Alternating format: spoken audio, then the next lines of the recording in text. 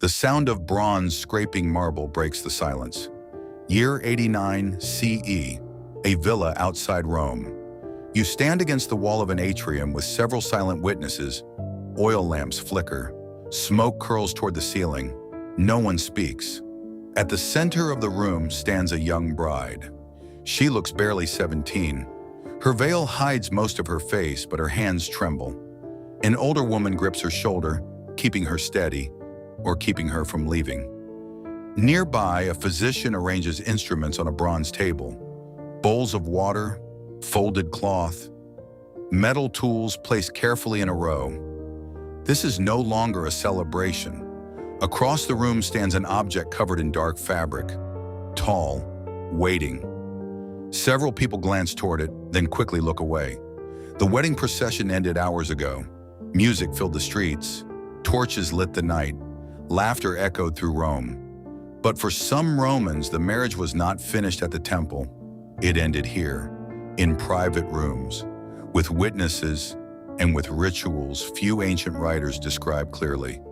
Tonight, the bride is about to learn why. Her name is Julia Marcella. The marriage had been arranged for years. Her father, a wine merchant seeking advancement, negotiated carefully with the family of Gaius Antonius, an older shipping contractor whose wealth promised stability. Julia had spoken to him only briefly. Affection was not expected. Agreement was. Before dawn, female relatives prepared her according to tradition. Her hair was divided into 6 braids, a custom older than the empire itself. A flame-colored veil marked her passage from daughter to wife. While fastening it, her mother whispered quietly, "Be brave tonight. Do what is required." Julia believed she understood. She did not. Roman marriage joined families, property, and future inheritance. Children determined legacy, and legitimacy mattered above everything. Because of this, consummation carried legal weight. Ancient legal writings show that marriages could be questioned if the union was never completed. Among elite households, rituals and witnesses sometimes ensured certainty, protection against dispute years later. To Romans, this was practical. To Julia, it would feel very different. When Julia crossed her husband's threshold, celebration faded into formality. The atrium waited. An experienced married woman, the pronuba, stepped forward. She would guide the bride and later confirm that traditions were followed correctly. A household priest prepared offerings to protective spirits. Servants stood ready with water and oils. A physician waited nearby, invited not to heal but to confirm. 2 scribes prepared wax tablets, ready to record events. Julia searched the room for her mother. She was gone. Mothers did not remain for this part. The pronuba turned Julia gently toward the covered object. Every step echoed loudly across the marble floor. The room fell completely silent. The pronuba reached for the cloth and pulled it away slowly. Beneath it stood a carved wooden figure, nearly 4 feet tall. The wood had darkened with age, polished smooth in places where countless hands had touched it over generations. Oil from years of ritual use gave it a faint sheen in the lamplight.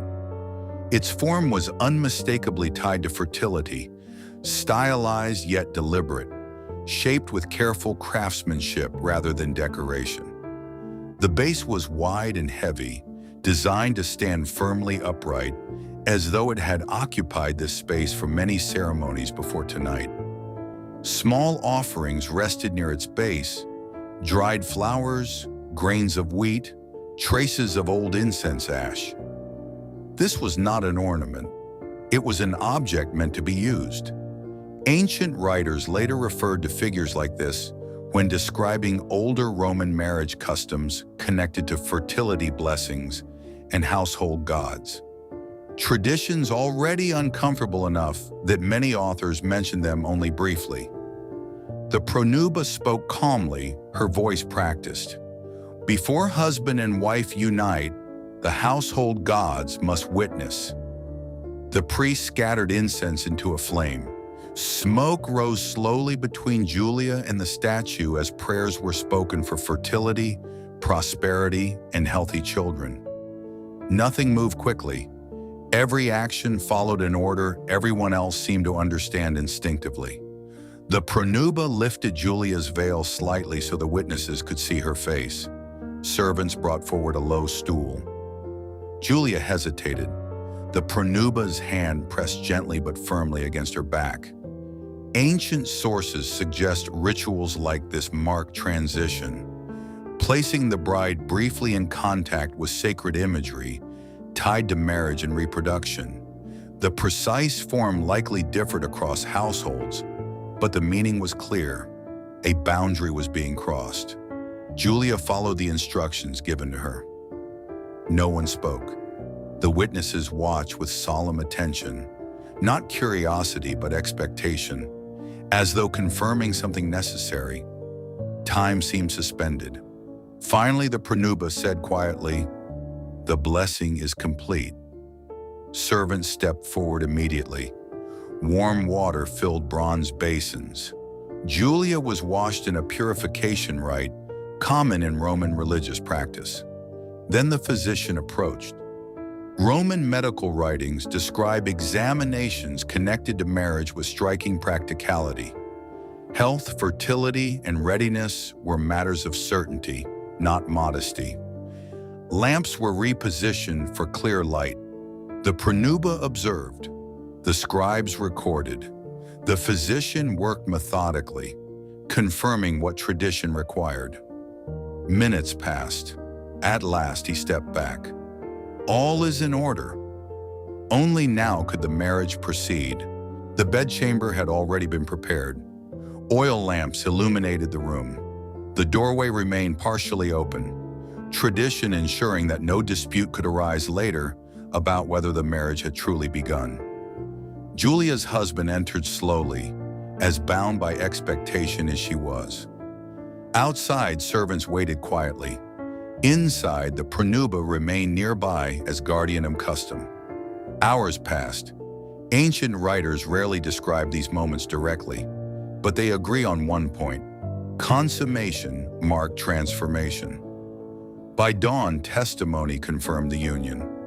Julia Marcella was now legally and socially a wife. Julia lived more than 40 years after that night. She raised children, managed estates, and became a respected Roman matron.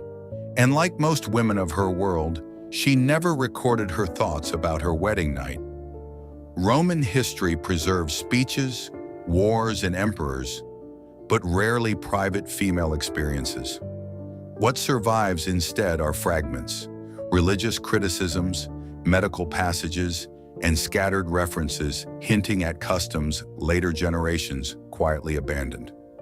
As Christianity reshaped the empire, ideas about marriage changed. Privacy became virtue. Older fertility rites faded or were reinterpreted. Within centuries, detailed knowledge of earlier practices nearly disappeared. Not erased entirely, simply no longer spoken about. Rome gave the world law, engineering, and empire. Yet civilizations are never simple. They create greatness while carrying traditions later ages struggle to understand. Somewhere in ancient Italy, countless brides crossed marble floors guided by customs older than memory itself. Their voices were never written down, but fragments remain. And those fragments remind us, the past is not only triumph, it is also silence. And sometimes the most unsettling parts of history are not the ones destroyed, but the ones everyone agreed to forget.